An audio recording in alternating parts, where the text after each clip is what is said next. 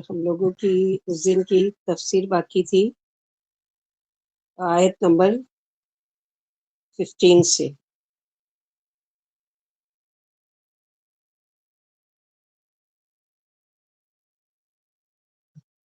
اعوذ باللہ من الشیطان الرجیم، بسم اللہ الرحمن الرحیم۔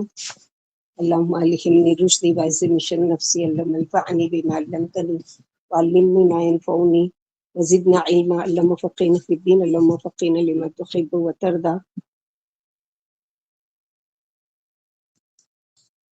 والدین کے بارے میں دو کیٹیگری کے لوگوں کا ذکر ہے۔ وَوَصَّيْنَا الْإِنسَانَ بِوَالِدَيْهِ إِحْسَانًا، اور ہم نے والدین کے ساتھ احسان کرنے کی تاکید کی، یعنی تاکیدی حکم انسان کو دیا گیا۔ حملتہ امہ کرہن، اس کی ماں نے اسے تکلیف کے ساتھ اٹھایا، مشقت کے ساتھ۔ ودعتہ کرہن، اور ناگواری کے ساتھ اور مشقت کے ساتھ اس کو جنم دیا، تکلیف اٹھا کر اس کو جنم دیا۔ اسی تکلیف کی اللہ نے کتنی قدردانی کی کہ ماں کا درجہ اللہ نے باپ کے مقابلے میں 3 گنا کر دیا۔ کامن حدیث سے سب کو معلوم ہے کہ جیسے کہ ایک صحابی آتے ہیں اللہ کے نبی صلی اللہ علیہ وسلم کے پاس اور پوچھتے ہیں کہ یا رسول اللہ صلی اللہ علیہ وسلم، سب سے زیادہ میرے حسن سلوک کا کون حقدار ہے؟ تو آپ صلی اللہ علیہ وسلم نے کیا فرمایا؟ کہ تمہاری ماں۔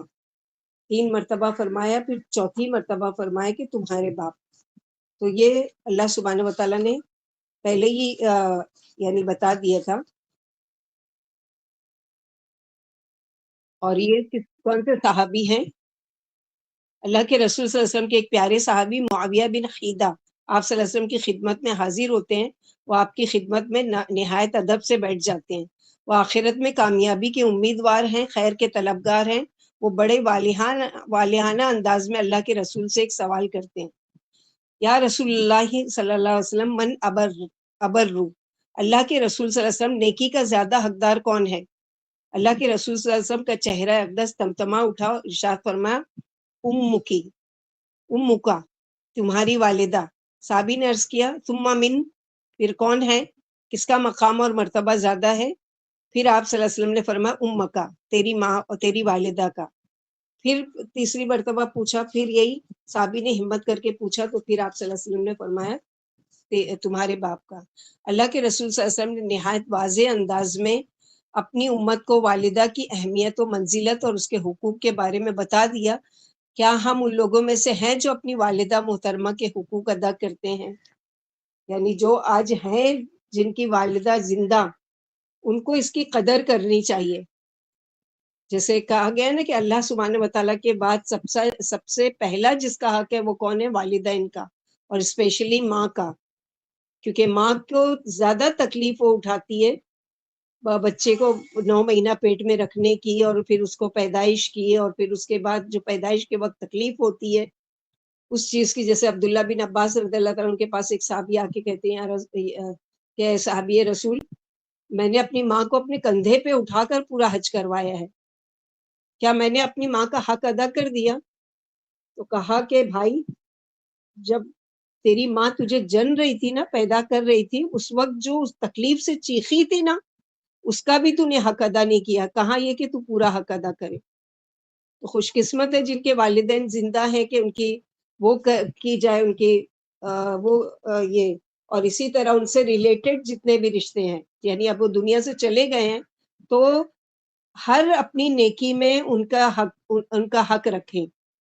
مثلا کوئی بھی نیکی کا کام کریں، اس میں یہ نیت کر لیں کہ یہ اس کا اجر میرے والدین کے لیے بھی ہے، میری ہر نیکی کے اجر میں میرے والدین برابر کے میرے شریک ہیں، یعنی وہ برابر ان کو اجر ان کا ملے، یہ حق ہے۔ اور ان کے لیے مغفرت کی دعا، رب ارحمہما کما ربیانی صغیرا، اور ان کے ریلیٹیو جن سے وہ ملنا پسند کرتے تھے، جن کو وہ دیتے لیتے رہتے تھے، ان کے ساتھ ویسے ہی سلوک کرنا، یہ بھی ان کے ساتھ اس نے سلوک ہے۔ بہت ساری ڈیٹیل ہے، بہت ساری احادیث ہیں حقوق الوالدین میں سے۔ اسی طرح ایک اسکالر نے کہا کہ جو تمہارا استاد ہوتا ہے، جو تمہارا ٹیچر ہوتا ہے، وہ بھی ایک طرح سے ماں باپ کے درجے پر ہوتا ہے۔ جیسے کہ اسی اسکالر کا کال ہے کہ میرے ماں باپ نے مجھے آسمان سے زمین پر لے کر آئے، یعنی میری روح لانا اور میری پیدائش کرنا آسمان سے زمین پر لانے کا ذریعہ بنے، لیکن میرا استاد مجھے زمین سے آسمان کی طرف لے جانے کا ذریعہ بنا. یعنی اس نے کیا کیا، کنیکشن جوڑا اللہ تعالیٰ سے. تو بچپن سے لے کے تک ہمارے ساتھ جن استادوں نے یا ٹیچرز نے ہمارے ساتھ ہماری پڑھائی میں، ہماری لکھائی میں، ہماری تربیت میں، ہماری ٹریننگ میں اچھا سلوک کیا ہمارے ساتھ اور اچھا وہ کیا، تو ان سب کے لیے دعا کریں کہ اللہ تعالیٰ ان کو بھی ویسے ہی بہترین اجر عطا فرمائے جیسا کہ ان لوگوں نے ہمارے ساتھ کیا. تو یہ بھی ان کا حق ہے. تو زندگی میں بھی ماں باپ کے حقوق ہیں، مرنے کے بعد بھی. اور سب سے بڑی خوشخبری جو آپ صلی اللہ علیہ وسلم نے دی وہ کیا ہے کہ ہم میں سے ایسا کون ہے جو لمبی عمر پانے کا خواہش مند نہیں ہے. کوئی فرد ایسا نہیں جو مرنا چاہتا ہو. ہر شخص کی خواہش ہے کہ وہ لمبی اس کی زندگی ہو، اس دنیا میں رہے، اور اس کے ساتھ ساتھ اس کی تمام خواہشات بھی پوری ہوتی رہیں، اس کے رزق میں اضافہ بھی ہوتا رہے. اللہ کے رسول صلی اللہ علیہ وسلم نے ان خواہشات کے حصول کا بہت آسان فارمولا بتایا. کیا فارمولا ہے؟ قال رسول اللہ صلی اللہ علیہ وسلم من سرہ ان یمد لہ فی عمرہ ویزاد لہ فی رزقہ وَلْيَبَرَّ وَالِدَيْهِ وَلْيَصِلْ رَحِمَهُ. جس کی خواہش ہو کہ اس کی عمر لمبی ہو اور اس کے رزق میں اضافہ ہو، تو اسے چاہیے کہ اپنے والدین کی اطاعت و فرما برداری اور صلہ رحمی کرے. اللہ کے رسول صلی اللہ علیہ وسلم کے ایک اور فرمان کو امام ترمذی نے اس طرح بیان کیا ہے کہ والدین کے ساتھ حسن سلوک عمر میں اضافے کا سبب ہے. بعض حکماں نے بیان کیا ہے کہ والدین کے ساتھ حسن سلوک اور رشتہ دار کے ساتھ صلہ رحمی کرنا عمر اور مال میں اضافے کا سبب بنتا ہے، خواہ ایسا کرنے والا کتنا ہی گناہ گار کیوں نہ ہو. گویا یہ ایسا فارمولا ہے کہ اگر کوئی گناہ گار سے گناہ گار بھی بندہ ہے، اللہ کا نافرمان بھی ہے، بلکہ کافر ہی کیوں نہ ہو، والدین اور عزیز و اقارب کے ساتھ اس سے سلوک کرے تو اس کا یہ عمل لمبی عمر رزق میں برکت کا سبب بنے گا. یعنی کافر ہے تو ظاہر ہے کہ اس کی بخشش تو نہیں ہوگی، لیکن دنیا میں جو وعدہ کیا اللہ تعالیٰ نے کہ اس کی عمر لمبی ہوگی اور اس کے رزق میں برکت ہوگی، تو یہ اس کو یہ اجر بھی برابر ملتا رہے گا. تو یہاں پر جو یہ بتایا کہ سب سے زیادہ حقدار جو ہے تمہاری ماں کا. وہاں آپ نے بولے کہ یہ حکم جو شروع میں بولے کیا ورڈ ایک یوز کرے تھے، یہ کون سا حکم ہے؟ یہ حکم ہے تاکیدی. ہاں جیسے ہوتا ہے نا کہ کمپلسری آرڈر، ہاں تاکیدی حکم. وَحَمْلُهُ وَفِصَالُهُ 30 شہرا، اس کا حمل اور اس کا دودھ چھڑانا 30 مہینوں میں مکمل ہوا. یعنی ایک بچے کو کچھ اور غذا کھانے کو پیدائش سے لے کر دودھ چھڑانے تک مکمل ماں پر ڈیپینڈ ہوتا ہے. سورہ بقرہ میں جیسے پڑھ چکے والوالدات یرضعن اولاد حولین کاملین لمن اراد ان یتم الرضاعہ، وہاں پر پوری دودھ پلانے کی اور دودھ چھڑانے کی وہ پڑھ چکے. تو یہاں پر یہی بتایا گیا. اور دوسری چیز ہم دیکھتے ہیں کہ یہ کیوں بتایا گیا کہ 30 مہینے، ایسا کیوں ہے؟ تو اس سے پہلے جو ہم لوگوں نے پچھلے ہفتے آیت پڑھی تھی وہ کیا تھی؟ پوری توحید اور اخلاص اور استقامت کا حکم تھا. یہاں ماں باپ کے ساتھ حسن سلوک اور ان کے حقوق کی ادائیگی کا بیان ہے. قرآن میں اس مضمون کی بہت ساری آیتیں پہلے سے موجود ہیں اور ہم پڑھ چکے ہیں سورہ اسراء آیت نمبر 23 میں کہ وَقَضَىٰ رَبُّكَ أَلَّا تَعْبُدُوا إِلَّا هُوَ وَبِالْوَالِدَيْنِ إِحْسَانًا، کہ آپ کے رب نے یہ فیصلہ کر لیا ہے. اللہ کا فیصلہ کیسا ہوتا ہے کہ یعنی کمپلسری فیصلہ ہوتا ہے کہ اس کے سوا کسی اور کی عبادت نہ کرو اور ماں باپ کے ساتھ حسن سلوک کرو. دوسری جگہ ہم لوگ نے پڑھا سورہ لقمان آیت نمبر 14 میں انشکر لی ولی والدیک، اے انسان میرا شکر بجا لا اور اپنے والدین کا بھی، تجھے میری ہی طرف لوٹ کر آنا ہے. لہٰذا انسان کو تاکید ہے کہ اپنے ماں باپ سے حسن سلوک سے پیش آئے، ان کی خاطر و مدارت کرے، ان کی خدمت میں کوئی وقت اٹھا کر نہ رکھے، یعنی کوئی دقت پیش نہ آئے اس کو. جیسے کہ سعد رضی اللہ تعالیٰ عنہ کی والدہ مشرکہ تھی اور ماں نے ان سے کہا کیا اللہ کا حکم نہیں ہے کہ ماں باپ کی فرما برداری کرو، یعنی ایمان نہیں لائی لیکن اس چیز کا پتہ ہے کہ کیا تمہارے اللہ نے تم کو حکم نہیں دیا کہ ماں باپ کے ساتھ حسن سلوک کرو؟ سعد رضی اللہ تعالیٰ نے سعد یعنی والدہ کہتی ہے اپنے بیٹے کو، سعد میں کھانا پینا بند کر دوں گی جب تک کہ تم اسلام نہیں چھوڑو گے. آخر اس نے ایسا ہی کیا. لوگ جبریہ اس کا منہ کھول کر کچھ ڈال دیتے تھے. اس پر اللہ تعالیٰ نے آیت اتاری. مگر ایک چیز اس میں یاد رکھنی ہے کہ ماں باپ کی ہر بات میں اطاعت کرنا ہے، سوائے کہ گناہ کے کاموں میں، کیونکہ اس میں اللہ کا حکم ہے کہ گناہ کرنا کیا ہے، اللہ تعالیٰ کے ساتھ نافرمانی. اب ماں باپ کی محبت میں ہم کوئی گناہ کا کام نہیں کریں گے کہ ماں کوئی ہم کو حکم دے رہی ہے کہ یہ میری خاطر کر لو، نہیں. وہاں پر جہاں پر اللہ تعالیٰ کا حکم کاٹا جا رہا ہے، اللہ تعالیٰ کی نافرمانی کی بات کی جا رہی ہے، وہاں پر پھر ماں باپ کا بھی حکم نہیں مانا جائے گا. یا شرک کر لو تب بھی نہیں. ماں کی تکلیفوں کا احساس کرو، اس نے تمہیں 9 ماہ تک اپنے پیٹ میں رکھا، تمہارا بوجھ اٹھایا، قسم قسم کے درد برداشت کیے، طرح طرح کی تکلیفیں اٹھائیں، پھر درد ذہ کی شدت بھی برداشت کی اور تم دنیا میں آ گئے. پھر تمہیں 2 سال تک اپنا خون پلایا، تمہاری دن رات نگرانی کی اور تمہیں آرام سے رکھا. وہ آپ دکھ برداشت کرتی رہی. یعنی کب تک؟ 9 مہینہ سے غذا لینا شروع کرتا ہے بچہ اور 2 سال تک. 2 سال 9 مہینہ تقریباً 3 سال تک کا وہ ماں پر ڈیپینڈ ہوتا ہے. ماں کا ہی خون سے جو دودھ بنتا ہے اسی غذا پر وہ ہوتا ہے. اب سوال یہ پیدا ہوتا ہے کہ یہاں 30 مہینے کیوں کہا گیا، جبکہ اگر ہم حساب لگائیں تو 2 سال دودھ پلانے کی اور 9 مہینے تو ٹوٹل ہو جاتے ہیں 2 سال 9 مہینہ. یعنی 2 سال 9 مہینہ یعنی کتنا ہو گیا؟ 3 سال نہیں پورا، 24 اور 9 31 ہوا نا؟ 24 اور 9 33 منتھ ہوتا ہے. 33 ہوا، سوری 33 ہوا. لیکن یہاں 30 کیوں کہا جا رہا ہے وہ دیکھتے ہیں. ایک واقعہ ہے، ایک دفعہ ایک جہنی نے کسی عورت سے نکاح کیا. جہنی یعنی غیر عربی کوئی، اس نے نکاح کیا ایک عورت سے. اس عورت کے 6 ماہ بعد بچہ پیدا ہو گیا. اس کا شوہر عثمان رضی اللہ عنہ کے پاس آیا اور واقعہ بیان کیا کہ ابھی میں نے 6 مہینہ ہوا اس سے شادی کر کے، اور یہ کیا ہے، یعنی اس کو بچہ پیدا ہو گیا. تو عثمان رضی اللہ عنہ نے کہا، ایک منٹ، آواز آ رہی ہے میری؟ یہاں پر مجھے دکھا رہے کہ میں لیفٹ ہو چکی ہوں. جی بچی آ رہی ہے. آواز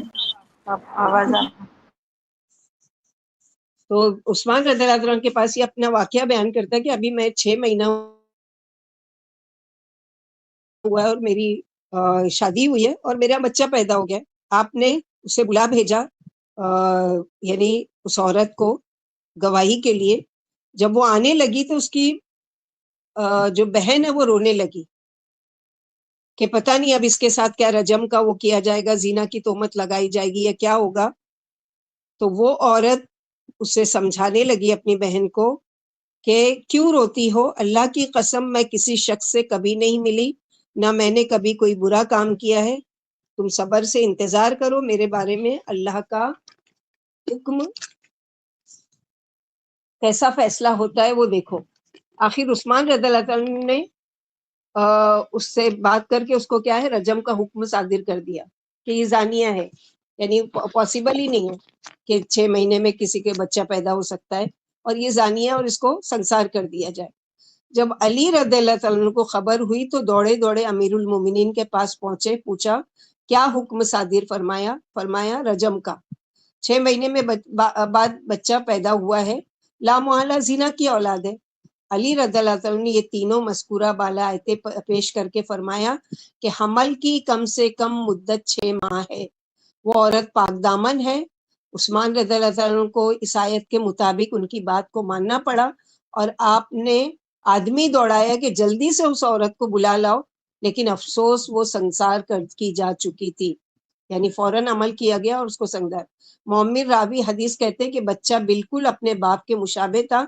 اس کا باپ یعنی متوفیہ کا شوہر پھر ایک ناسور میں مبتلا ہو گیا جس سے وہ بھی گلتے گلتے مر گیا. تو یہاں پر اللہ سبحانہ و تعالیٰ نے اس چیز کو بتایا ہے کہ کوئی بھی چیز کے بارے میں جلدی، حالانکہ امیر المومنین ہے عثمان رضی اللہ تعالیٰ عنہ، آپ صلی اللہ علیہ وسلم کے کتنے چہیتے داماد ہیں، لیکن انسان ہونے کے ناطے ان سے بھی کہ انہوں نے ایک شرعی فیصلے کا وہ کیا.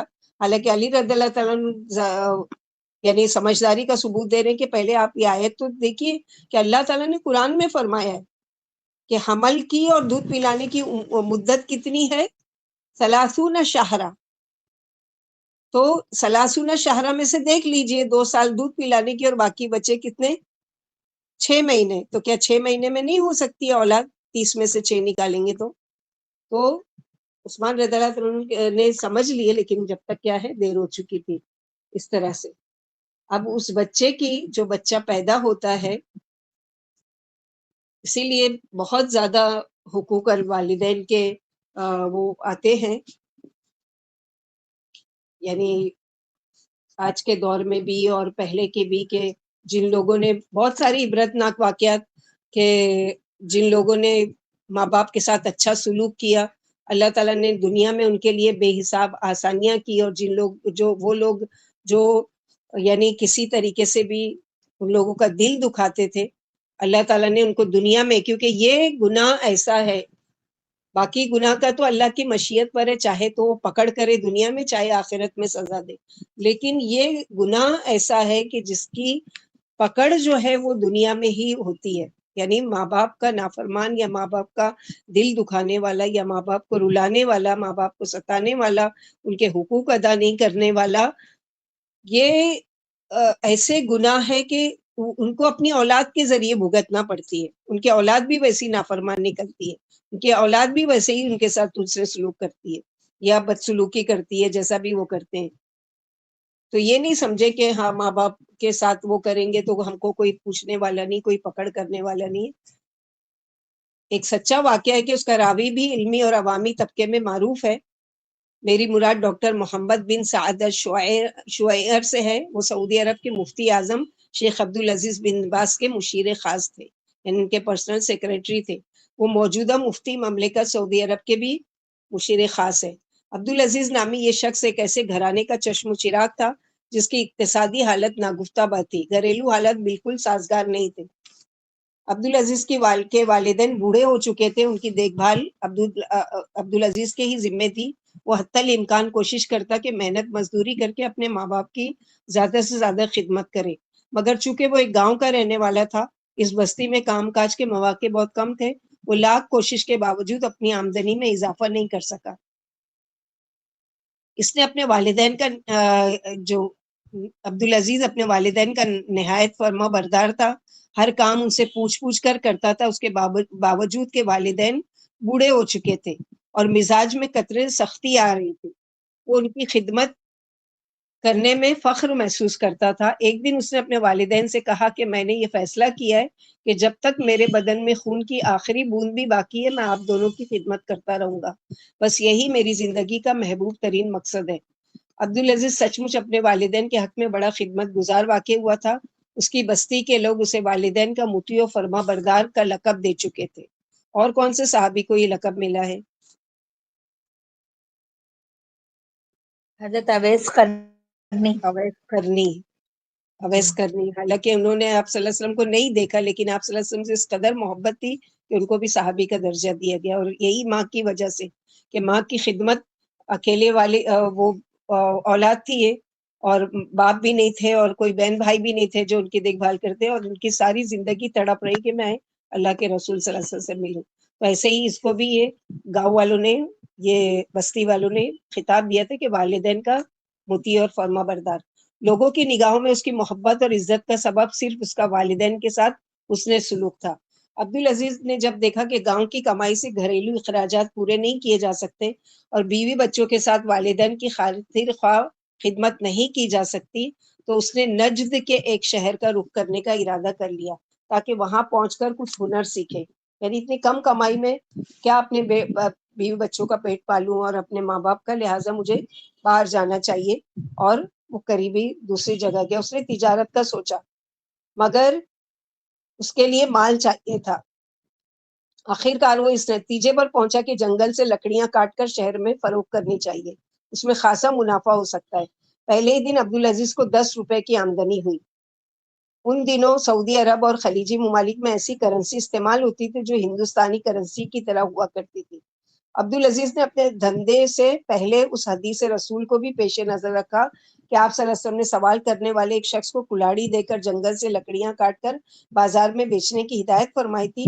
اس واقعے سے اسلام کا یہ موقف عیار تھا کہ معمولی کام کر کے پیٹ بھرنا بھیک مانگنے سے لاکھ درجے بہتر ہے. عبدالعزیز نے کچھ دن تو لکڑیوں کا کاروبار کیا, پھر اس نے ایک تعمیراتی کمپنی میں کام کرنا شروع کر دیا. اس کا مالک بڑا سلجھا ہوا اور دیندار آدمی تھا. اس نے اس سے بہت کچھ سیکھا. عبدالعزیز کو کوئی کام کرنے سے آر نہیں تھی. وہ کنویں سے پانی نکالتا, کھجور کے باغات کو سیراب کرتا, محنت مزدوری کرتا اور حق حلال کی روزی کماتا. اس کے اولین ترجیح اس کے بوڑھے والدین تھے. ان کو خوش کرنا, بر وقت ان کو روٹی مہیا کرنا ہی اس کا سب سے اہم مقصد تھا. رزق کی تلاش میں عبدالعزیز ایک جگہ سے دوسری جگہ منتقل ہوتا رہا. وہ جس کے گھر میں بھی کام کرتا, اس گھر کا مالک اس کی محنت اور لگن دیکھ کر بہت خوش ہوتا. اگر اسے دوبارہ کسی مزدور کی ضرورت پڑتی تو وہ عبدالعزیز کو ہی کام کے لیے ڈھونڈتا. اس طرح شہر کے لوگوں میں عبدالعزیز کے متعلق بڑا اچھا تاثر قائم ہو گیا. محنت کرنے کے ساتھ ساتھ وہ حد درجہ غیور بھی تھا, یعنی غیرت والا تھا. اس نے کبھی کسی کے سامنے ہاتھ نہیں پھیلایا. اس دوران کئی لوگوں نے اسے زکوٰۃ کا مال دینا چاہا, مگر اس نے یہ کہہ کر زکوٰۃ کا مال لینے سے انکار کر دیا کہ میں کمانے کی طاقت رکھتا ہوں, میں ایک نوجوان آدمی ہوں, میرے لیے زکوٰۃ لینا ہرگز جائز نہیں ہے. عبدالعزیز کے ماں باپ گاؤں ہی میں رہتے تھے. اس کے والد مسلسل بیماری کے سبب کافی کمزور ہو چکے تھے. البتہ اس کی والدہ قدرے صحت مند تھی, اس لیے وہ بھی سود کاٹ کر کچھ روپے کما لیا کرتی تھی, لیکن یہ آمدنی ان کے اخراجات کے لیے بالکل ناکافی تھی.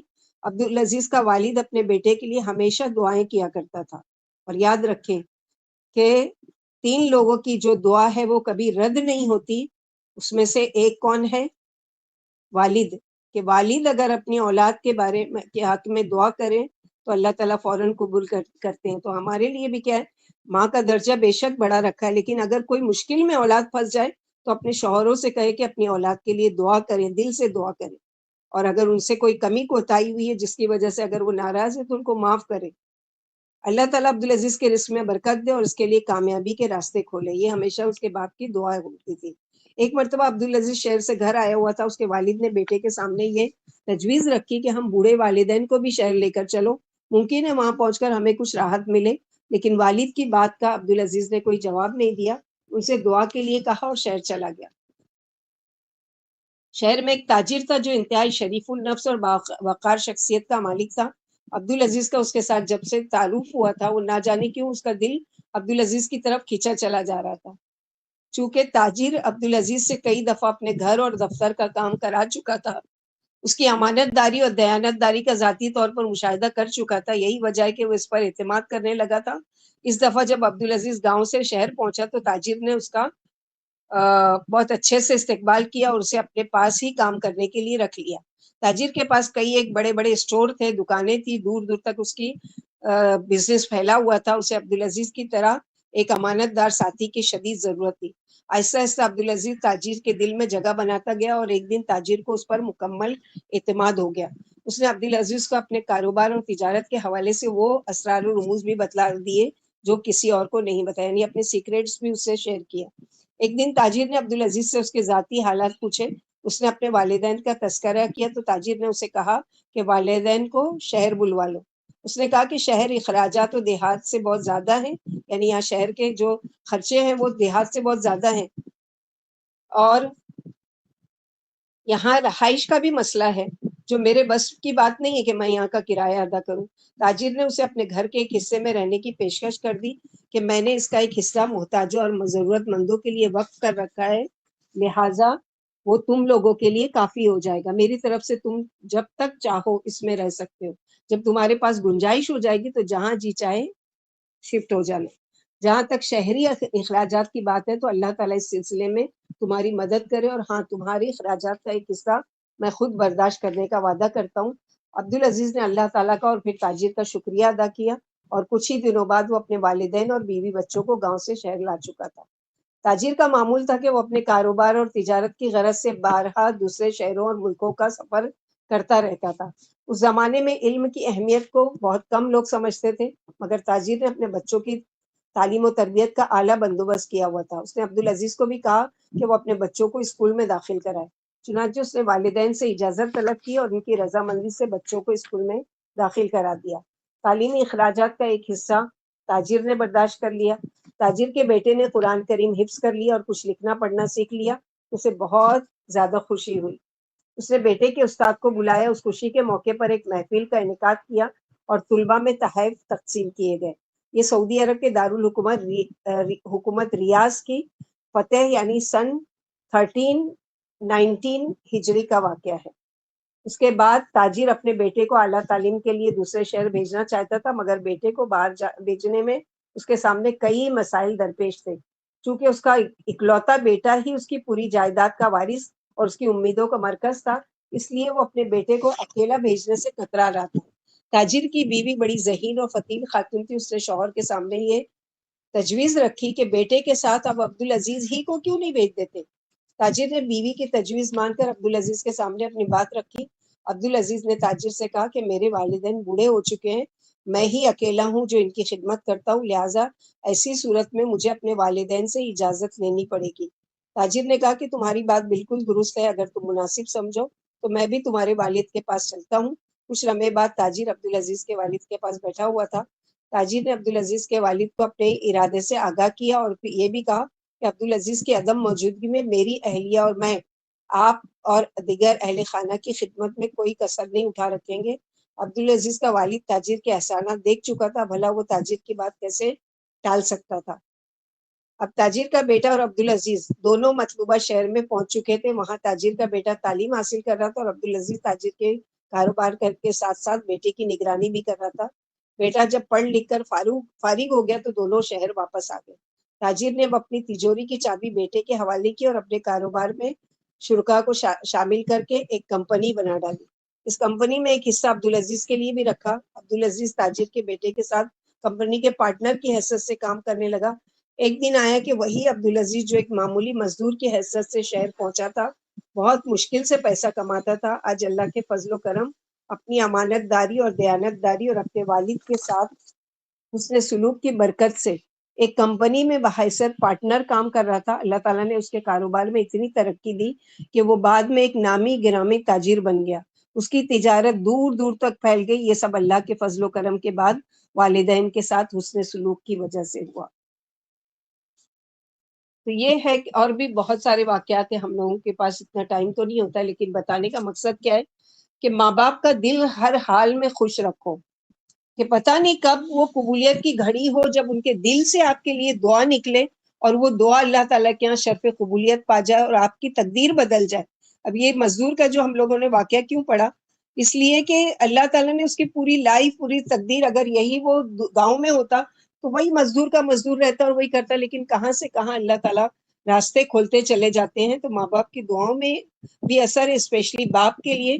اور ایک بات ہم عورتوں کے لیے یہ یاد رکھنے کی ہے اسپیشلی، کہ اپنے شوہروں کو یا اپنے بچوں کو اپنے ان کے ماں باپ سے یا بچوں کے دادا دادی سے دور کرنے کا سبب نہیں بنے، ذریعہ نہیں بنے، ان کے دلوں میں نفرتیں ڈال کے یا ان کے دلوں میں کوئی ایسی وہ ڈال کے کہ یعنی ہمارا حق ادا نہیں کرتے، ماں باپ کا عید کرتے رہتے، ماں باپ کے بارے میں سوچتے رہتے، اور یہ سوچ سوچ کے ان کے دل میں نفرتیں ڈال کے اتنا کہ بعض عورتیں اتنی کٹر ہوتی ہیں کہ ماں باپ سے بالکل قطعی تعلق اتنا دور کر دیتی ہے کہ ماں باپ بیچارے بوڑھے ہو چکے ہیں، ترستے رہتے ہیں ان سے بات کے لیے۔ اور ان کے ایک سن رہی تھی لیکچر، اس میں وہ بتا رہے تھے کہ مثلاً کہ ماں والدہ ان کی ایجپٹ میں ہے اور وہ جاب کے سلسلے میں امریکہ میں ہے، یعنی مثال بتا رہے کہ کس طرح سے ان کا وہ کرنا ہے۔ اب جب وہ فون کرتے ہیں روزانہ صبح شام اپنے والدہ سے بات کرنے کے لیے، تو ماں چونکہ اب بڑی بوڑھی ہو چکی ہے، دماغ ان کا اتنا نہیں چلتا کہ وہ اس ڈسٹینس کو سمجھے اور اس ٹائم کے فرق کو سمجھے، تو وہ ہمیشہ کیا کہتی ہے کہ ابھی تک جاگ رہے ہو، یعنی وہاں پر صبح ہوتی ہے امریکہ میں، اور اس وقت میں فون کرتا ہوں تو وہاں رات ہوتی ہے. تو میری والدہ کیا کہتی ہے، کیوں جاگ رہے ہو ابھی تک، کیوں سوئے نہیں، تم کو سو جانا چاہیے نا. تو میں یہ بھی نہیں کہتا ہوں کہ ماں یہاں پر تو ابھی صبح ہوئی ہے، ابھی تو ہم سو کے اٹھے، میں یہ بھی نہیں کہتا ہوں، کیونکہ میری ماں کو یہ لگے گا کہ یعنی نہیں سمجھ پائے گی یا نہیں وہ کر پائے گی، تو اس کو کتنا دل دکھے گا کہ اچھا مجھے نہیں سمجھ میں آ رہا ہے کہ وہاں پر صبح ہے اور یہاں پر وہ رات ہے. تو وہ زیادہ بوڑھی ہو چکی ہے، وہ یہ نہیں سمجھتی. میں اس سے بحث نہیں کرتا، اچھا ٹھیک ہے ماں، میں ابھی تھوڑا سا کام ہے وہ کر کے میں سو جاؤں گا. تو یہ چھوٹی چھوٹی باتیں جو ہیں ان کے دل کو خوش کرتی. جیسے ہم لوگوں نے ایک بک کمپلیٹ کی کہ زندگی سے لطف اٹھائیے، اس میں ہم نے کیا پڑھا تھا کہ 4 بیٹے ہیں، چاروں اپنی اپنی زندگی میں حالانکہ سب ماں کا خرچہ پورا کرتے ہیں، سب کچھ کرتے ہیں، لیکن میں، ڈاکٹر عریفی کیا کہتے ہیں، میں جو ہے وہ کیا کرتا ہوں، ہفتے میں ایک دفعہ ٹائم نکال کے میں ضرور ماں کے پاس جا کر جب تک وہ چاہتی ہیں جب تک ان کے پاس بیٹھا رہتا ہوں، اور ان کے انٹرسٹ سے ریلیٹڈ ان سے باتیں کرتا ہوں. مثلا ان کو کیا پسند ہے کہ محلے میں سب کیسے ہیں، اچھا فلاں کی بیٹی کیسی ہے، اس کا بیٹا کیسا ہے، اس کے بچے کیسے ہیں، اس کا کیسے گھر چل رہا ہے، اس کا کیا وہ ہے، وہ ساری باتیں وہ مجھ سے کرتی رہتی ہے اور میں سنتا. حالانکہ میرا کیا انٹرسٹ ہے عورتوں کے بارے میں، لیکن میں چپ چاپ سنتا رہتا ہوں اس لیے کہ میری ماں خوش ہوتی ہے ایسی باتیں سن کے. اسی لیے وہ مجھے زیادہ پسند کرتی ہے کہ میں ان کی یہ باتیں سنتا ہوں. اور دوسرے بیٹے تنگ آ کے کیا کرتے ہیں، اٹھ کے چلے جاتے ہیں کہ اس میں ہمارا کوئی انٹرسٹ نہیں ہے. تو یہ بھی کریں، کبھی ماں باپ کے لیے ٹائم نکالے، فون سے پر بات کرنا ہے فون سے بات کریں اور وہ کریں. بیچارے بوڑھے ماں باپ انتظار میں رہتے ہیں اور بچے ان کو فون تک نہیں کرتے اگر دور چلے گئے ہیں، اور وہ کریں اور وہ تڑپتے رہتے ہیں، یعنی انتظار میں رہتے ہیں، اور وہ اپنی بزی رہنے کی لائف میں اپنے وہ ہے کہ کام ہے، ٹائم نہیں ہے، یہ ہے وہ ہے، آگے ہیں اور پڑ چکے پیچھے. اف لکما، اف بھی نہیں کہنا ہے. تو جو جن کے دنیا سے چلے گئے ہیں، اب ان کی زندگی میں کوئی کوتاہی، کوئی کمی، کوئی ان سے نافرمانی کوئی وہ کی ہے تو اتنی ہی دعا کیجیے ان کے لیے. اللہ تعالیٰ، میں نے اپنی ماں باپ کا اگر دل دکھایا، ان کو ان کا حق ادا نہیں کیا، ان کو جتنی بھی تکلیف پہنچی، اللہ تعالیٰ اس سے کہیں زیادہ ان کے ساتھ مغفرت کا معاملہ کیجیے، ان سے کہیں زیادہ ان کے ساتھ حسن سلوک کیجیے، ان کے درجات بلند کیجیے، اللہ تعالیٰ ان کی مغفرت کیجیے. یہ ساری دعائیں مانگنا چاہیے، آمین یا رب العالمین. کیونکہ آج ہماری دعاؤں کے وہی ہے نا. اللہ کے نبی صلی اللہ علیہ وسلم نے کیا فرمایا کہ انسان جب دنیا سے چلا جاتا ہے تو اس کے سارے اعمال جو ہے وہ منقطع ہو جاتے ہیں سوائے کہ 3 چیزوں کے. ایک تو یہ ہے کہ وہ یعنی صدقہ جاریہ علم سکھا کر گیا، یا پھر یہ ہے کہ یعنی کوئی کنواں کھدوایا، کوئی وہ کوئی صدقہ جاریہ کا کام کر کے گیا، کوئی انفاق فی سبیل اللہ اپنی صحت کی حالت میں کیا، اس کا اجر و ثواب. اور ایک جو اولاد ہے اس کے پیچھے وہ اس کے لیے یعنی دعا کرتی ہے. اور یہ ایک بھی یاد رکھیں کہ قضا کو صرف سیدنا سلمان فارسی سے روایت ہے، نبی کریم صلی اللہ علیہ وسلم نے فرمایا لا يرد القضاء الا الدعاء ولا يزيد في العمر الا البر. قضا کو صرف دعا ہی رد کر سکتی ہے، عمر میں اضافہ صرف نیکی ہی سے ہو سکتی ہے. تو ہم دنیا کے لوگوں سے کہتے رہتے ہیں ہمارے لیے دعا کرو، ہمارے لیے دعا کرو. اگر ماں باپ زندہ ہیں تو ان سے کہیے کہ ہمارے حق میں دعا کیجیے، کیونکہ ماں باپ اونلی ون ایسی ہستی ہے دنیا میں جو اپنے سے زیادہ ترقی کرتے ہوئے اپنی اولاد کو دیکھ کے خوش ہوتی ہے. باقی کے لوگ بہن بھائی بھی ایون ہو، کتنے بھی چاہنے والے ہوں، کتنے بھی وہ ہوں، لیکن کہیں نہ کہیں دل میں ان کے کچھ رہتی ہے کہ یہ مجھ سے آگے کیسے بڑھ رہا ہے، یہ مجھ سے زیادہ ترقی یافتہ کیسے ہو گیا، یہ اس کا تو گھر بھی بن گیا، اس کا تو یہ بھی ہو گیا، اس کا تو وہ بھی ہو گیا، اور میں نے تو کچھ بھی نہیں اب تک کیا. تو یہ چیز رہتی ہے سگے بہن بھائیوں میں بھی. لیکن ماں باپ ایک ایسے ہیں کہ ان کی ایسی خواہش ہوتی ہے کہ میرے بچے ہم سے زیادہ ترقی کریں، ہم سے زیادہ اچھے گھروں میں رہیں، ہم سے زیادہ خوشحال رہیں. چونکہ ماں باپ کی خدمت بہت بڑی نیکی ہے، اس لیے اس سے عمر میں اضافہ ہوگا. لیکن یہ ذہن میں رہے کہ جس طرح والدین سے حسن سلوک اس قدر فضیلت کا باعث ہے کہ اس سے رزق میں فراوانی اور عمر میں زیادتی ہوتی ہے، اسی طرح والدین کی نافرمانی اور ان سے حسن سلوک کا برتاؤ نہ کرنا بھی اتنا ہی بڑا گناہ ہے کہ انسان اس سے رحمت الہی سے دور اور جہنم کا ایندھن بن جاتا ہے. جیسے طویل حدیث ہم رمضان والی پڑھ چکے کہ 3 چیزوں کے لیے اللہ کے نبی صلی اللہ علیہ وسلم نے یعنی جبریل علیہ السلام نے دعا کی اور اس پر آپ صلی اللہ علیہ وسلم نے آمین کہا. تو 3 دعا میں سے ایک یہ تھا کہ یعنی ہلاک ہو جائے وہ شخص جو اپنے بوڑھے والدین کو پائے اور ان کی خدمت کر کے ان سے اپنی مغفرت نہ کروا لے. اسی طرح اگر ماں باپ مشرک بھی ہیں تو بھی ان سے حسن سلوک کا حکم، یعنی اللہ تعالیٰ کتنے انصاف والی باتیں قرآن میں بتاتے ہیں. ماں باپ مشرک بھی ہیں اور بچہ مسلمان ہو چکا ہے، ایمان والا آ گیا ہے، لیکن اس کا بھی حق ہے کہ وہ ماں باپ کے ساتھ حسن سلوک کرے. صحیح بخاری میں سیدہ اسماء بنت ابی بکر سے روایت ہے، وہ بیان کرتی ہے میری والدہ میرے پاس آئیں. یاد رکھو کہ اسماء اور عائشہ 2 باپ کی طرف سے بہنیں ہیں لیکن دونوں کی مائیں مختلف ہیں. ام رمان جو ہے وہ عائشہ رضی اللہ تعالیٰ عنہ کی ماں ہے اور وہ یعنی عائشہ رضی اللہ تعالیٰ عنہ کی والدہ ہیں اور یہ ان کی والدہ مشرکہ تھی. میری والدہ ایک مرتبہ میرے پاس ہے، وہ ابھی مشرکہ تھی، ایمان نہیں لائی تھی. میں نے رسول اللہ صلی اللہ علیہ وسلم سے پوچھا کہ یہ ابھی تک مشرکہ ہیں، اب ان کے بارے میں میرے لیے کیا حکم ہے، کیا میں اپنی ماں کے ساتھ صلہ رحمی کروں؟ آپ صلی اللہ علیہ وسلم نے فرمایا ہاں، اپنی ماں کے ساتھ صلہ رحمی کرو. سیدنا عبداللہ بن عمرو سے روایت ہے، نبی کریم صلی اللہ علیہ وسلم نے فرمایا اللہ کی رضامندی والدین کی رضامندی میں ہے اور اللہ کی ناراضگی والدین کی ناراضگی میں. تو چاہتے ہیں کہ اللہ راضی ہو ان سے تو اپنے ماں باپ کو راضی کر لیں. اس کی وجہ یہ کہ انسان کے وجود پذیر ہونے کا ظاہری سبب اس کے والدین ہے، باطنی سبب تو اللہ تعالیٰ کی ذات ہے کہ اللہ نے ہی ان کو ماں باپ چنا ہمارے لیے. لیکن بظاہر کیا ہے کہ ذریعہ وہ بنے. انسان جب دنیا رنگوں میں قدم رکھتا ہے تو نہ بول سکتا ہے، نہ کسی کی بات سمجھ سکتا ہے، یہاں تک کہ کچھ کھا بھی نہیں سکتا. اس وقت ماں ہی اسے اپنا دودھ پلاتی ہے اور باپ کا سایہ شفقت ہی اس کی پناہ گاہ ہوتا ہے. یہ دونوں مل کر اس کی پرورش کرتے ہیں، اس کے کہے بغیر اس کی خوراک کا، اس کے بتلائے بغیر اس کے علاج کا اور اس کی خواہش کے بغیر اس کی صفائی اور لباس اور دیگر ضروریات کا انتظام کرتے ہیں. بڑے ہونے اور شعور کی آنکھیں کھولنے کے بعد انسان کا فرض بنتا ہے کہ وہ والدین کے اس احسان کا بدلہ احسان کے ساتھ دے، اور وہ احسان یہی ہے کہ ان کا ادب و احترام، ان کی اطاعت و فرما برداری اور ان کی خدمت و ناز برداری کرے. اللہ تعالیٰ کی عبادت و اطاعت کے ساتھ والدین کے ساتھ یہ حسن سلوک اللہ تعالیٰ کی رضامندی کا ذریعہ ہے.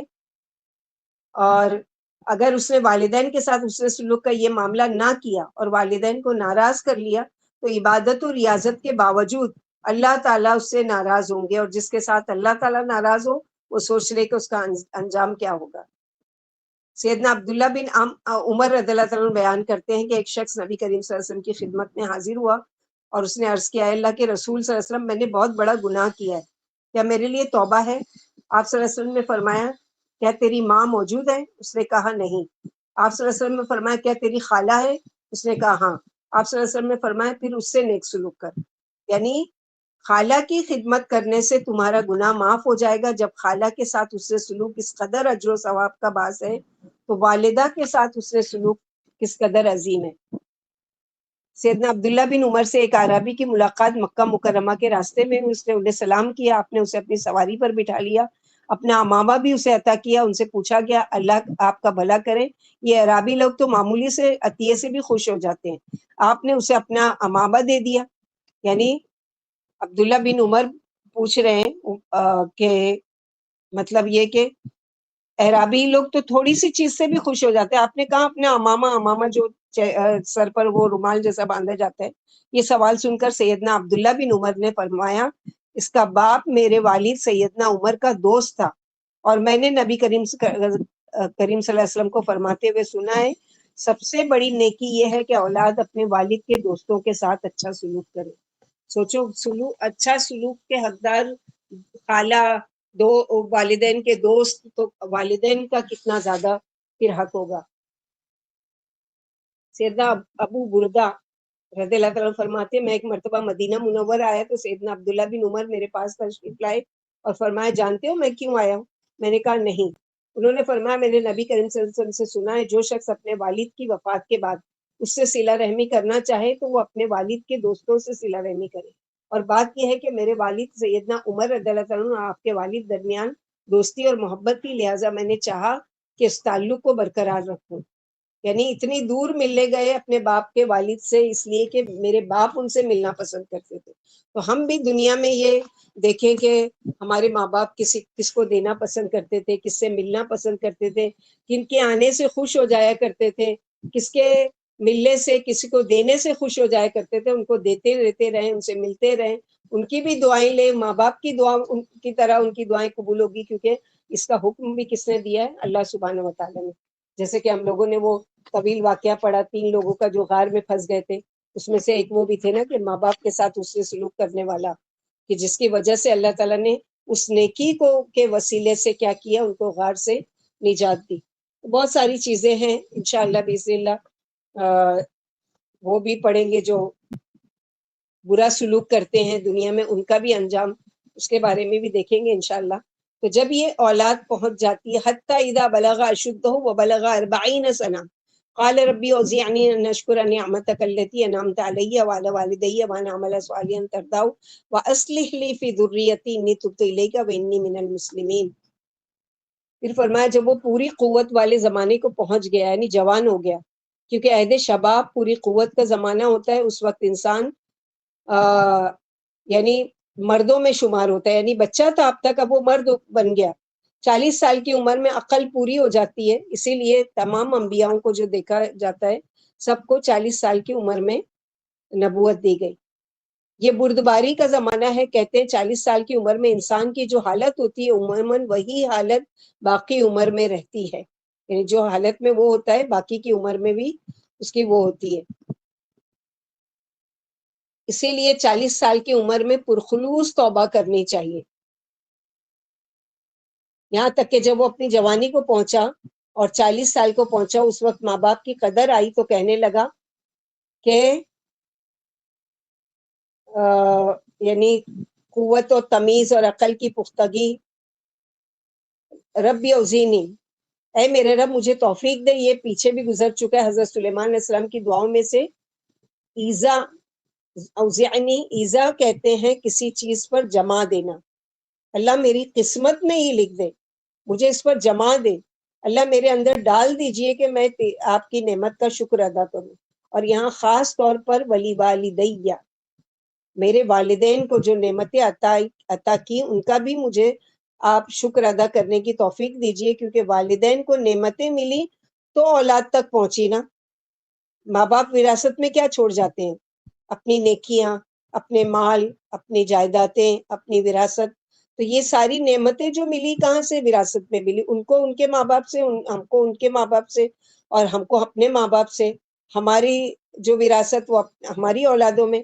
بہت سی چیزیں تو ہمیں ورثے میں والدین سے مل جاتی ہیں. مثلا اگر وہ نیک ہیں, با اخلاق ہیں, دنیاوی اعتبار سے اچھے ہیں, تو ہم خود بخود اس سے فائدہ اٹھاتے ہیں. یعنی پھر وہ اچھے اخلاق کے ہیں, دیندار ہیں, تو وہ ویسے ہی اپنی اولاد کی ٹریننگ کرتے ہیں اور پھر وہ اولاد بھی دیندار بن جاتی ہے. تو یہ ان لوگوں نے نعمت دی جو ان کے اندر تھی. یعنی کچھ نعمتیں ہمیں ڈائریکٹ ملتی ہیں اور کچھ والدین کے ذریعے ملتی ہیں.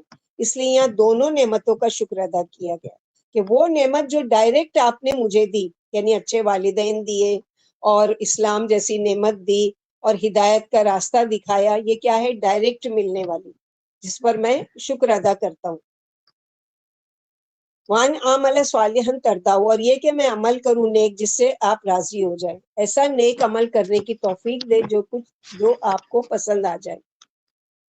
وَأَصْلِحْ لِي فِي ذُرِّيَّتِي, اور میری اولاد کو بھی نیک بنا دیجئے, میری اولاد کی بھی اصلاح کر دیجئے. اور یہ اپنی دعاؤں میں ہم لوگوں کو کم از کم 3 مرتبہ دہرانا چاہیے. یعنی جب بھی آپ دعا مانگ رہے ہیں جیسے تشہد میں بیٹھ کر, تو رب اوزینی ان اشکر نعمتک التی انعمت علی وعلی والدی وان اعمل صالحا ترضاه واصلح لی فی ذریتی واصلح لی فی ذریتی واصلح لی فی ذریتی. اور ذریت لکھ کے رکھیں کہ 3 جنریشن کے لیے دعا, 3 جنریشن, 3 نسلیں ہماری. ہم تو اتنی وہاں تک عمر بھی نہیں پائیں گے کہ اپنی 3 جنریشن کو دیکھیں, لیکن وہاں تک کا وہ دعا جاتی ہے. تو یہ کرنا چاہیے. میں تیری طرف توبہ کرتا ہوں, وَإِنِّي مِنَ الْمُسْلِمِينَ, اور بے شک میں فرما برداروں میں سے ہوں. میں اطاعت گزاروں میں سے ہوں، میں آپ کے شکر گزاروں میں سے ہوں. ہوم ورک تو دینے کی ضرورت نہیں ہے کہ یہ دعا یاد کیجیے، اس لیے کہ آپ لوگوں کو سب کو یاد ہے الحمدللہ. پھر دعا کا بیان ہے کہ ہوشیار اور سمجھدار ہو کر اس نے دعا مانگی، اے میرے رب مجھے ان نعمتوں کا شکریہ ادا کرنے کی توفیق عطا فرمائیے جس سے آپ مجھے اور میرے ماں باپ کو سرفراز فرمائیں، اور ان نیک عملوں کی بھی توفیق دیجیے جن سے آپ راضی ہو جائیں. علاوازی میری نسل کی اور میری پشت سے آخر تک آنے والی کی اصلاح فرمائیے. میں اپنے گناہوں سے توبہ کرتا ہوں اور آپ کی فرما برداری کا اقرار کرتا ہوں. معلوم ہوا کہ انسان کو 40 سال کی عمر میں پرخلوص توبہ کرنی چاہیے، اثرن و دینی کاموں میں دلچسپی لینا چاہیے، ان پر جم جانا چاہیے. یعنی اب تک تو جو ہم دین سیکھتے رہے وہ کرتے رہے وہ تو ٹھیک ہے، لیکن اب 40 سال کی عمر ہو گئی تو اب کیا ہے، پیچھے پلٹ کر جانے والی عمر نہیں ہے، اب آگے ہی آگے بڑھنا ہے. تو آگے بڑھنے میں کیا ہے کہ اب پچھلے گناہوں کی معافی، پچھلے گناہوں سے سچے دل سے توبہ، اور آگے شکر والی زندگی اور دین والی زندگی اور استقامت والی زندگی. کہ اب 40 کے بعد پتہ نہیں 60 تک پہنچتے ہیں، 70 تک پہنچتے ہیں، یا 45 میں ہی ختم ہو جاتے ہیں، 50-55 میں ہی ختم ہو جاتے ہیں، واللہ عالم. اللہ کے نبی صلی اللہ علیہ وسلم تشہد میں ایک اور دعا پڑھا کرتے تھے، آپ لوگوں کو یاد کرایا ہوگا، لیکن افسوس مجھے یہ کہ میرے پاس ٹائم نہیں ہے کہ میں ریوائز کراؤں، اور پتہ نہیں آپ لوگوں کو یاد ہے کہ سب بھولتے جا رہے ہیں، اللہ عالم. کہ اللہم الف بین قلوبنا واصلح ذات بیننا واہدنا سبل السلام ونجینا من الظلمات الی النور وجنبنا الفواحش ما ظہر منها وما بطن وبارک لنا فی اسماعنا وابصارنا وقلوبنا وازواجنا وذریاتنا وتب علینا انک انت التواب الرحیم وجعلنا شاکرین نعمتک متبعین بها علیک قائلیها واتممها علینا. اس میں تھوڑا سا اضافہ ہے اس دعا میں، ہم لوگوں نے جو یاد کیا تواب الرحیم تک، اس کے آگے اے اللہ ہمارے دلوں میں محبت پیدا کر دیجیے اور ہماری آپس میں اصلاح فرما دیجیے، ہمیں سلامتی کی راہوں پر چلائیے اور ہمیں روشنی کی طرف لا کر تاریکیوں سے نجات دیجیے، اور ہر قسم کے ظاہری اور باطنی بے حیائی کاموں سے بچائیے. ہمیں ہمارے کانوں میں، آنکھوں میں، دلوں میں، جوڑوں میں اور اولاد میں برکت عطا فرمائیے.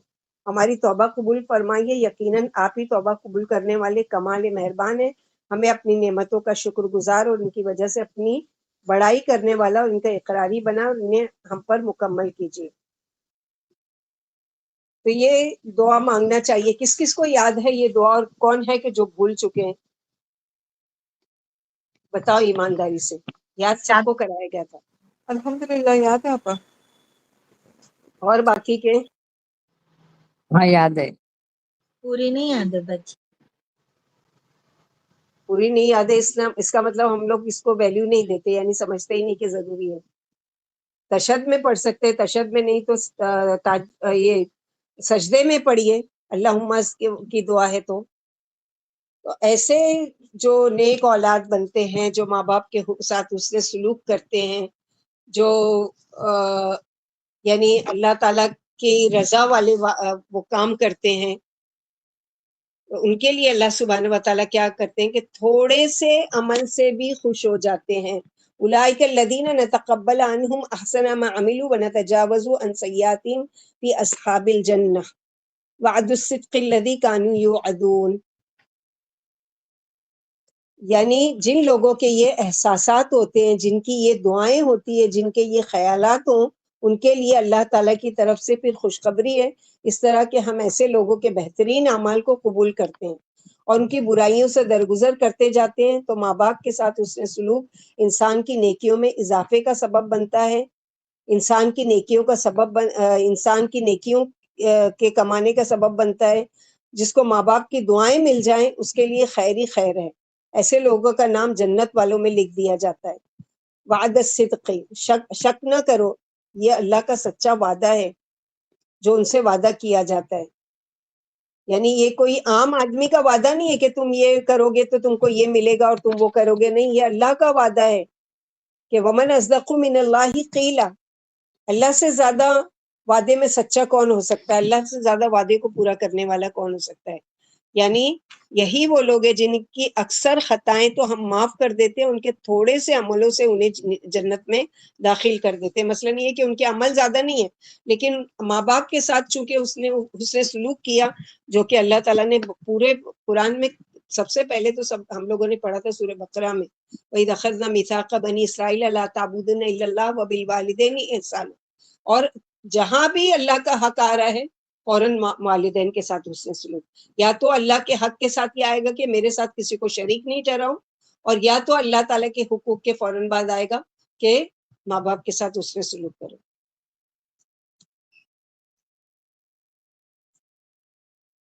حسب وعدہ انہیں جنت ہی ملتی ہے، پھر فرمایا یہ وہ وعدہ ہے جو قطعی سچا اور جو دنیا میں ان سے کیا جاتا ہے۔ جبریل علیہ السلام فرماتے کہ انسان کی تمام نیکیاں اور برائیاں لائی جائیں گی، اور ایک ایک نیکی کو ایک ایک برائی کے مقابلے میں رکھا جائے گا۔ جیسے ہم لوگ ہیں نا کسی کا حصہ لگاتے ہیں، ایک ادھر ایک ادھر ایک ادھر ایک ادھر، اس طرح بڑھاتے رہتے ہیں، تو ایسے ہی ایک نیکی ایک برائی، ایک نیکی ایک برائی، اس طرح رکھا جائے گا۔ اگر اس کی بدی کے مقابلے میں اس کی نیکی بھی بچ گئی تو وہ اس سے جنتی ہو جائے گا، یعنی اس کی گناہ کے مقابلے میں ایک نیکی بڑھ گئی تو وہ جنتی ہو گیا۔ آپ نے جبریل علیہ السلام سے پوچھا اور ایک بھی نیکی نہیں بچی تو کیا ہوگا؟ فرمایا اللہ برائیوں سے درگزر فرمائیں گے، اور جیسے حدیث قدسی میں ہے کہ میں اپنے بندے کے گمان کے مطابق ہوتا ہوں، تو اللہ تعالیٰ سے یہی کہ اللہ کی مشیت ہے، اللہ تعالیٰ یہ ہے کہ اس کے یہاں جو وعدہ کر رہے ہیں کہ ہم کیا کریں گے، وَنَتَجَاوَزُ عَنْ سَيِّئَاتِهِمْ، ہم درگزر کر دیں گے، یعنی نیکیاں کم پڑ رہی ہیں، گناہ زیادہ ہو رہے ہیں، اب کیا کیا جائے، گناہوں کو نیکیوں کو بڑھانے کے لیے گناہوں سے کیا کریں گے، درگزر کر دیں گے۔ یہ اللہ تعالیٰ کی زبردست یعنی قدرت کی وہ ہے، بس یہ ہے کہ دنیا میں چاہے اپنی قوت سے زیادہ تو نہیں بوجھ ڈالا اللہ تعالیٰ نے کہ ہم مر بھی جائے تو بھی ہم کریں اطاعت، نہیں، اپنی استطاعت کے مطابق کم از کم اتنا جتنا اللہ تعالیٰ کی رضا و خوشنودی کا کام ہے، جس سے اللہ تعالیٰ خوش اور راضی ہوتے ہیں۔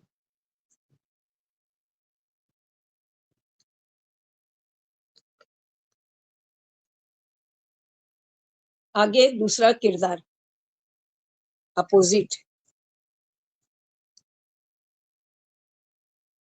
والذی قال لوالدیہ اف لکما اتعداننی ان اخرج وقد خلت القرون من قبلی وہما یستغیثان اللہ ویلک آمن ان وعد اللہ حق فیقول ما هذا الا اساطیر الاولین۔ اور اب یہ دوسرا کردار وہ شخص جو کہتا ہے کہ اپنے ماں باپ کو اف لکما، اف تم دونوں پر۔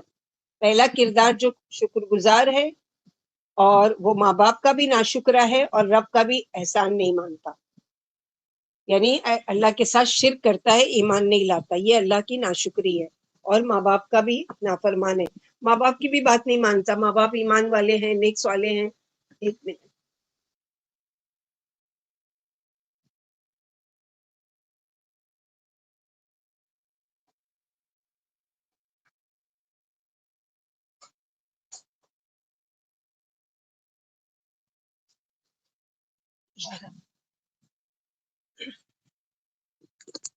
تو یہاں پر یہ ہے اتعداننی ان اخرج وقد خلت القرون، کیا تم مجھے دھمکیاں دیتے رہتے ہو، ڈراتے رہتے ہو کہ میں دوبارہ مر کر زمین سے نکالا جاؤں گا، مجھے کیوں خوف زدہ کرتے رہتے ہو؟ مجھ سے پہلے بہت سی نسلیں گزر چکی ہے، بہت لوگ آئے اور گئے، آج تک کوئی واپس آیا نہیں، تم مجھ کو کیا ہر وقت آخرت آخرت آخرت کا ڈر لگاتے رہتے ہو؟ آج بھی ینگ جنریشن کو کوئی بات سمجھاؤ تو یہی وہ کرتے ہیں نا ماں باپ کے ساتھ، کہ کیا ہر وقت بولتے رہتے ہو نماز پڑھو نماز پڑھو، اب ہم بڑے ہو گئے، بچے نہیں ہیں، اب ہم سے اللہ تعالیٰ پوچھیں گے، یعنی اتنی دلیری کہ ان کو ڈر نہیں کہ اللہ تعالیٰ پوچھیں گے، تو اللہ کا پوچھنا کہ ہمارے ماں باپ کی طرح پوچھنے والا وہ جیسا ہوگا یا لوگوں کے پوچھنے جیسا ہوگا، تو اس چیز سے ڈرنا چاہیے آج کی ینگ جنریشن کو بھی۔ تو یہ اسی کردار کا یہاں پر کوئی خاص وہ نہیں ہے کہ جس کے بارے میں یہ آیت اتری ہے، بلکہ کامن بات کی گئی ہے۔ اور وَهُمَا يَسْتَغِيثَانِ اللَّهَ وَيْلَكَ آمِنْ إِنَّ وَعْدَ اللَّهِ حَقٌّ، اور وہ دونوں ماں باپ اپنی نافرمان اولاد کے لیے اللہ سے دعائیں کرتے ہیں۔ یہ وہ ماں باپ جو نیک کام کرنے والے لیکن بچے اس راستے پر نہیں ہیں، کہ ان کی لینگویج جو ہوتی ہے تو ہلاک ہو یا تیرا ستیہ ناس ہو یا جو بھی ہو، ایمان لے آ، یعنی اللہ پر ایمان لیا اور اسی میں کامیابی، یعنی اللہ پر ایمان لا، اللہ کے ساتھ اس نے سلوک، اور ماں باپ کی بات مان لے، یہ ماں باپ کے ساتھ۔ ان وعد اللہ حق، بے شک اللہ کا وعدہ سچا ہے، قیامت آئے گی، حساب کتاب ہوگا، جنت و دوزخ برحق ہے۔ فیقولو، ایسی نافرمان اولاد سن کر ساری بات کو کیا کہہ دیتی ہے؟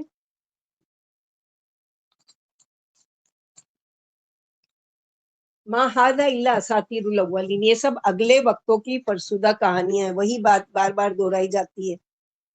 اولئک الذین حق علیہم القول فی امم قد خلت من قبلہم، یہی وہ لوگ ہیں جن پر عذاب کا فیصلہ چسپاں ہو چکا ان سے پہلے، من الجن والانس، جنوں اور انسانوں میں سے جو لوگ گزر چکے ہیں انہی میں یہ لوگ بھی شامل ہوں گے۔ انہم کانوا خاسرین، بے شک وہ یہ لوگ گھاٹے میں رہنے والے ہیں۔ اب یہ دونوں کردار آمنے سامنے رکھ کر دراصل قرآن پڑھنے والوں کے سامنے ایک سوال رکھا گیا ہے کہ بتاؤ ان دونوں میں سے بہتر کون ہے، اور تم کون سی گروہ میں کہ اس میں بننا چاہو گے۔ زبانی تو ہم بول دیں گے لیکن پریکٹیکلی کرنا ہے ہم لوگوں کو۔ اللہ کرے کہ ہم جو کہتے ہیں اس پر ہم عمل کرنے والے بھی بن جائیں۔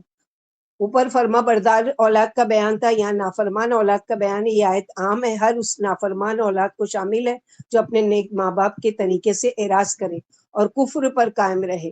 ایک دفعہ مروان نے اپنے کسی خطبے میں کہا کہ اللہ نے امیر المومنین معاویہ رضی اللہ عنہ کے دل میں ایک اچھی بات ڈالی ہے کہ اگر وہ اپنے بعد یزید کو اپنا ولی عہد مقرر فرما جائیں تو ابو بکر و عمر نے بھی تو خلیفہ نامزد کیا ہی ہے۔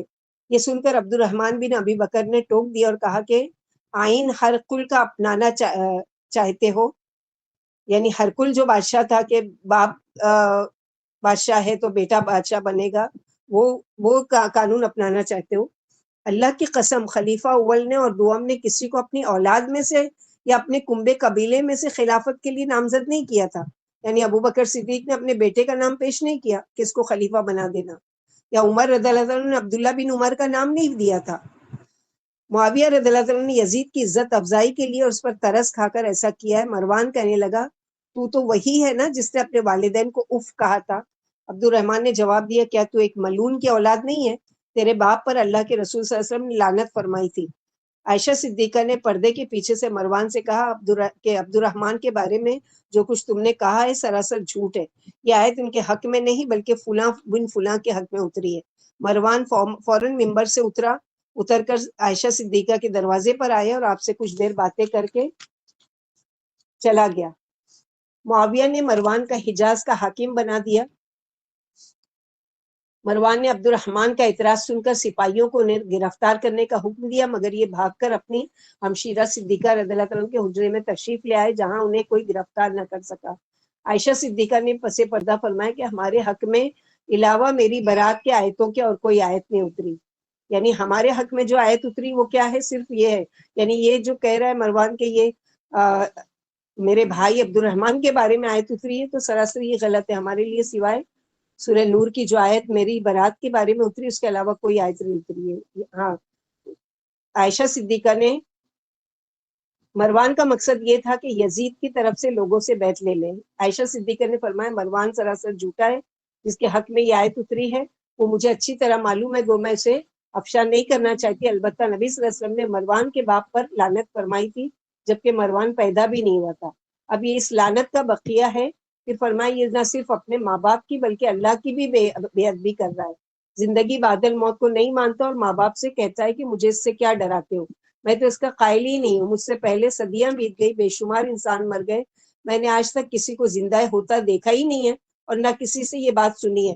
ماں باپ بیٹے کا یہ جواب سن کر اللہ سے ڈر جاتے ہیں، اللہ سے اس کی ہدایت کی دعائیں مانگتے ہیں اور بیٹے سے کہتے ہیں کہ یہ کیا کہہ رہا ہے، توبہ کر لے، ابھی تو کچھ بھی نہیں بگڑا، ایمان لے آ اور مسلمان بن جا۔ بیٹا کہتا ہے کہ تم مجھے جس چیز پر ایمان لانے کی طرف توجہ دلا رہے ہو میرے نزدیک یہ تو ایک پہلے لوگوں کی قصے اور کہانیاں ہیں۔ تو نافرمان اولاد اور منکر قیامت جہنمی ہیں، یعنی یہ لوگ نافرمان جنوں اور انسانوں کے گروہ میں شامل ہو گئے جنہوں نے اپنی ذات کو بھی نقصان پہنچایا اور ساتھ میں اپنے اہل و عیال کو بھی۔ ہر ماں باپ کے نافرمان اور منکر قیامت کا یہی حکم ہے۔ نبی صلی اللہ علیہ وسلم نے فرمایا کہ اللہ نے 4 شخصوں پر عرش سے لعنت مروان کس کا بیٹا تھا؟ مروان یہ حجاز کا حاکم تھا نا، اور یہ شیعہ تھا، اچھا تو اسی لیے اس کا وہ تھا، جیسے وہ پوری ہسٹری ہم لوگ محرم کے اس میں پڑھ چکے نا یزید کے بارے میں. یہ ان کے مروان کے ابا یعنی یزید تھے؟ نہیں یزید نہیں تھے. کہیں ملی پوری ہسٹری تو دیکھیں گے ان کے بارے میں انشاءاللہ. ٹھیک ہے. یعنی یہ لوگ نبی صلی اللہ علیہ وسلم نے فرمایا کہ اللہ نے 4 شخصوں پر عرش سے لعنت فرمائی ہے اور فرشتے نے اس پر آمین کہی ہے. نمبر 1، وہ جو کسی غریب سے کہے کہ میرے ساتھ آ، میں تجھے کچھ دوں، اور جب وہ آ جائے تو اس کو انکار کر دے اور اس کو کچھ نہ دے. نمبر 2، جو کسی پوچھنے والے کو جان بوجھ کر غلط مکان یا غلط راستہ بتا دے. بعض دفعہ شرارت کرتے ہیں نا راستے میں، کہ بیچارہ کوئی سیدھا سادہ مسافر جا رہا ہے، اس کو بھٹکانے کے لیے سیدھا راستہ سامنے ہے اور اس کو بجائے وہ ادھر چلے جاؤ ادھر چلے جاؤ تاکہ پریشان ہو، اور خوب ہنستے ہیں مذاق اڑاتے ہیں.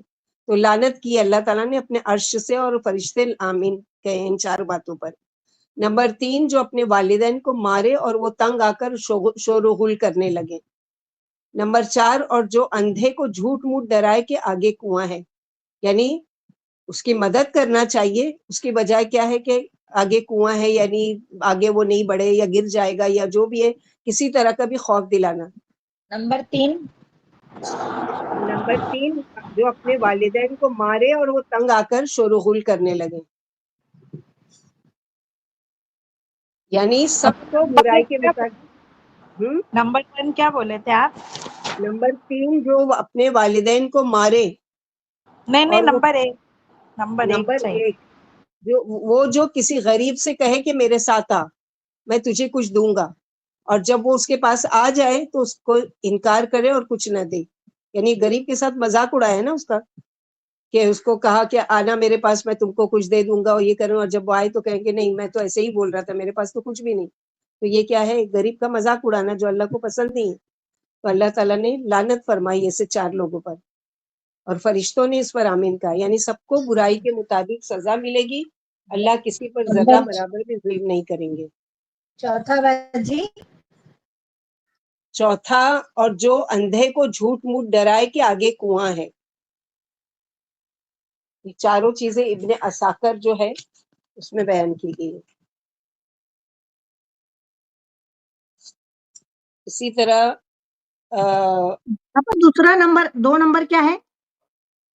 2 نمبر ہے جو کسی پوچھنے والے کو جان بوجھ کر غلط مکان یا غلط راستہ بتائے. یعنی بس مذاق کرنے کے طور پر اس کو ستائے یا وہ کرے، یہ سارے کیا ہے؟ سزا کے مستحق ہیں. یہ سب کے سب اللہ سبحانہ و تعالیٰ کیا پکڑ کے وہ ہوں گے. وَلِكُلٍّ دَرَجَاتٌ مِّمَّا عَمِلُوا وَلِيُوَفِّيَهُمْ أَعْمَالَهُمْ وَهُمْ لَا يُظْلَمُونَ. اور یہ ان میں سے ہر ایک کے درجے ان کے اعمال کے اعتبار سے ہے، اطاعت گزار لوگوں کے اپنے درجے اور جگہ ہوں گی، اور نافرمانوں کے اپنے درجات ہیں، اور تاکہ اللہ تعالیٰ ان کے اعمال، ان کا کیے کا بدلہ ان کو پورا پورا دے، اور ان پر ہرگز بھی ظلم نہیں کیا جائے گا.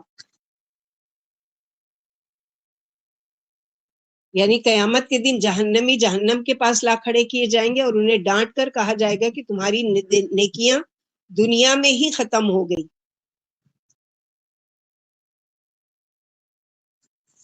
ایک منٹ، ہم لوگ ابھی کون سی آیت پڑھ رہے ہیں؟ آیت نمبر 19.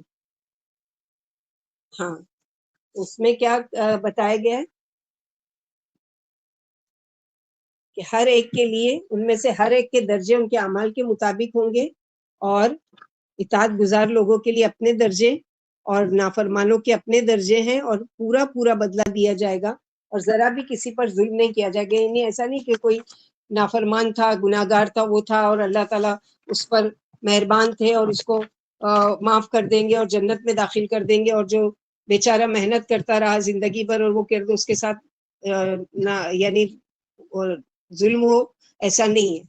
وَهُمْ لَا يُظْلَمُونَ. وَيَوْمَ يُعْرَضُ الَّذِينَ كَفَرُوا عَلَى النَّارِ أَذْهَبْتُمْ طَيِّبَاتِكُمْ فِي حَيَاتِكُمُ الدُّنْيَا وَاسْتَمْتَعْتُمْ بِهَا فَالْيَوْمَ تُجْزَوْنَ عَذَابَ الْهُونِ بِمَا كُنْتُمْ تَسْتَكْبِرُونَ فِي الْأَرْضِ بِغَيْرِ الْحَقِّ وَبِمَا كُنْتُمْ تَفْسُقُونَ. اور جس دن پیش کیے جائیں گے وہ لوگ جنہوں نے کفر کیا آگ پر، سامنے لے آئے جائیں گے، ان سے کہا جائے گا تم اپنی حصے کی نعمتیں اپنی دنیا کی زندگی میں ختم کر چکے اور ان کا لطف تم اٹھا چکے، کافروں کو ان کی نیکی کا سارا بدلہ دنیا میں ہی دے دیا جائے گا۔ اللہ تعالیٰ کا تو یہ قانون ہے کہ وہ کبھی کسی کا حق رکھتے ہی نہیں۔ ایک کافر اگر کوئی بھی نیکی کا کام کرتا ہے اور چیریٹی کا کام کرتا ہے اور بہت بڑے بڑے ہاسپٹلس بنواتا ہے بہت، تو اللہ تعالیٰ اس کو اور دیتے ہیں کہ اور وہ ہاسپٹلس بناتا ہے، اور زیادہ ترقی دیتا ہے، اور زیادہ وہ عیش کی زندگی گزارتا ہے۔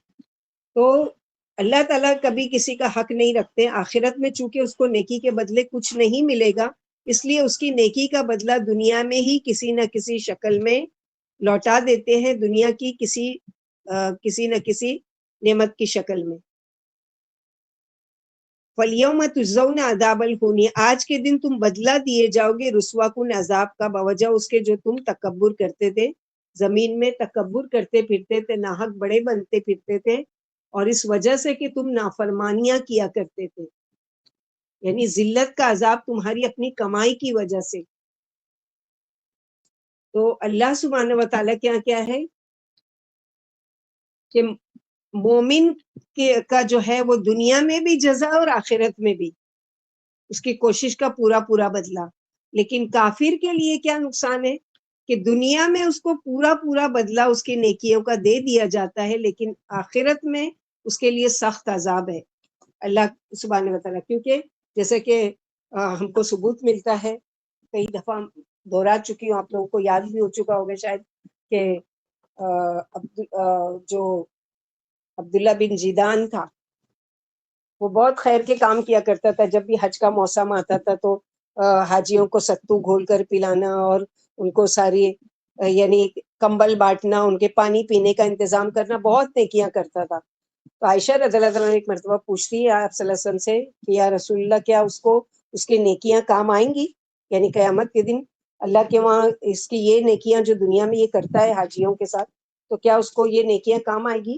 تو اللہ کے نبی صلی اللہ علیہ وسلم نے فرمایا کہ نہیں عائشہ، اس نے ایک دن بھی یہ نہیں کہا کہ اللہم اغفر لی، یعنی وہ اللہ کو مانا ہی نہیں کہ اے میرے رب میرے گناہ بخش دے، ایمان ہی نہیں لایا، تو کہاں سے اس کو نیکی؟ ہاں دنیا میں اس کو یہ کہ اور توفیق دیں گے اللہ، اور زیادہ نیکی کرے اور زیادہ کمائے، یعنی قیامت کے دن جہنم کے پاس لا کر کھڑے کیے جائیں گے اور انہیں ڈانٹ کر کہا جائے گا تمہاری نیکیاں دنیا میں ختم ہو چکی اور تم اس سے فائدہ اٹھا چکے۔ عمر رضی اللہ عنہ نے اسی آیت کی وجہ سے لذیذ و مرغن غذاؤں سے پرہیز کر لیا تھا، کہتے تھے کہ مجھے ڈر ہے کہ کہیں میں ان میں سے نہ ہو جاؤں جن کو اللہ قیامت کے دن ڈانٹ کر فرمائیں گے کہ اب تمہارے لیے کیا ہے، تم تو دنیا میں نعمتیں کھا چکے اور اٹھا چکے۔ پھر فرمائے کہ ان کے کبر و غرور اور فسق و فجور کی وجہ سے انہیں ذلت والی سزا ملے گی، یہ دنیا میں عزت و جاہ والے آج ذلیل و خوار ہوں گے، کیونکہ یہ زندگی میں غرور تکبر کی وجہ سے حق بات مانتے ہی نہیں تھے۔ آج اس غرور و نخوت اور اس سربلندی کا یہ بدلہ ہے کہ ذلیل و پست اور سرنگو ہوں گے اور جہنم کے نچلے طبقے میں جھونک دیے جائیں گے۔ اللہم حفظنا منہم اللہم لا تجعلنا منہم۔ آج کے جو ہم لوگوں نے آیتیں پڑھی وہ تو رہ گئی انشاءاللہ باذن اللہ۔ آپ لوگوں کی ویڈنسڈے کی جو کلاس ہے وہ فرائیڈے کو ہوگی، اور جو ٹیوزڈے والوں کی کلاس ہے وہ انشاءاللہ ویڈنسڈے کو لی جائے گی انشاءاللہ باذن اللہ۔ اس چیز کو یاد رکھنا، میسج تو آ جائے گا لیکن بتا رہے کہ انشاءاللہ ہم لوگوں کی جو اگلی کلاس ہوگی ورڈ ٹو ورڈ اور تفسیر کی وہ فرائیڈے کو انشاءاللہ باذن اللہ۔ لہٰذا جو فرائیڈے کو کام کرنے والے تھے وہ ویڈنسڈے کو کر لو، ٹیوزڈے کو کر لو، سوری ٹیوزڈے نہیں ویڈنسڈے کو، ٹھیک ہے؟ سنا سب نے؟ جی باجی سن لیا۔ جی آپا۔ آپ کو ویڈنسڈے کو نہیں ہے نا کلاس؟ نہیں ویڈنسڈے کو نہیں ہے، فرائیڈے کو ہوگی انشاءاللہ۔ اچھا، بارک اللہ فیکم، ربنا تقبل منا انک انت السمیع العلیم وتب علینا انک انت التواب الرحیم۔ سبحان ربک رب العزۃ عما یصفون وسلام علی المرسلین والحمد للہ رب العالمین۔ سبحانک اللہم وبحمدک اشہد ان لا الہ الا انت استغفرک واتوب الیک۔ السلام علیکم ورحمۃ اللہ وبرکاتہ۔